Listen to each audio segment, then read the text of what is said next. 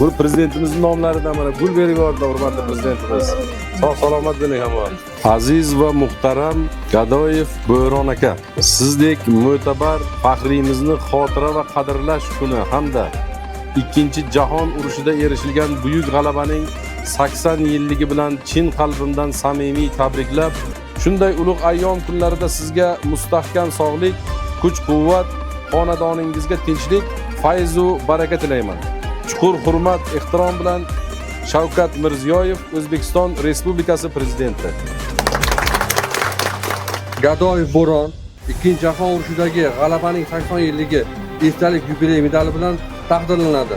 O'zbekiston Respublikasi prezidenti nomidan medal. Tabriklar. Sağ bo'linglar, salomat bo'linglar. Bu bilan Ilohim. Muborak bo'lsin.